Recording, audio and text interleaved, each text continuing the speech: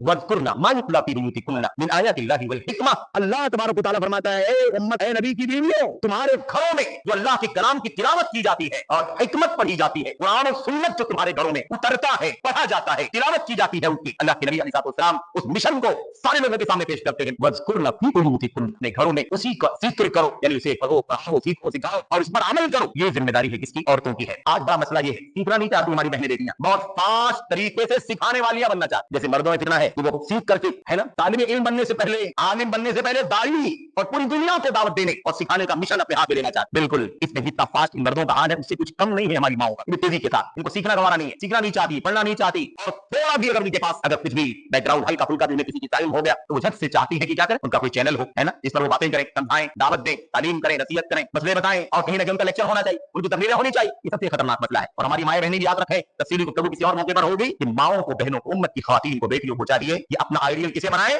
उम्महातुल मुमिनीन को बनाए। सबसे पहली जिम्मेदारी है तालीम की, इल्म हासिल करना। अल्लाह ताला हमारा किताब और सुन्नत का इल्म हासिल करो, अपने घरों में रह के किताब और सुन्नत का इल्म हासिल की जिम्मेदारी है। और इल्म हासिल करने के बाद क्या करना है? इल्म हासिल करने के बाद क्या करना है? बच्चों की तरबियत करो, अपने आप को दीनदार और नेक बनाओ, बच्चों को नेक और सालेह बनाओ, सही ईमान, सही अकीदा, सही मनहज, सही सुन्नत सिखाओ, अच्छे सही इबादत की तालीम दो, अच्छे अखलाक, अच्छे किरदार, रहन सहन, ज़बान और तमाम चीजों की इखलाक का काम करो। आइडियल बनाओ, आइडियल बन करके इन बच्चों को क्या करो? आइडियल बनाओ। ये जिम्मेदारी है। आपके पास जो इल्म हासिल हो गया है उस इल्म को आप कहां इस्तेमाल करेंगी? अपनी जात के लिए इस्तेमाल करेंगी, अपने घर में इस्तेमाल करेंगे, अपने बाल बच्चों के लिए इस्तेमाल करेंगी, अपने घर की खवातीन के लिए इस्तेमाल करेंगी, अपने मातेओं के लिए इस्तेमाल करेंगी। जहां आप कहीं मजलिसों में उठेंगी बैठेंगी, कोई गलत चीज आप देखेंगी तो आप तंबीह करेंगी, नसीहत करेंगी, आप भलाई का हुक्म देंगी, बुराई से रोकेंगी, लेकिन आप स्टेज नहीं सजाएंगी, आप तकरीर नहीं करेंगी, आप मस्जिदों के अंदर आकर के जलसे जुलूस नहीं करेंगी। उम्मुल मोमिनीन आयशा सिद्दीक़ा रज़ियल्लाहु तआला अन्हा उम्मत की सबसे बड़ी आलिमा है कि नहीं? उम्मत की सबसे बड़ी आलिमा। लेकिन मस्जिद नबवी में उनके कितने दर्स हुए? मस्जिद नबवी से अटैच था कि नहीं अटैच था? ये मस्जिद नबवी की दीवार है और किनारे 1 2 3 4 9 बीवियों के कमरे बने हुए किनारे। बताइए, कोई ट्रैवल नहीं करना, कोई सफर नहीं करना, कोई महरम गैर महरम के साथ इख्तिलात का कोई इशू नहीं है। कितने प्रोग्राम हुए उम्मुल मोमिनीन के?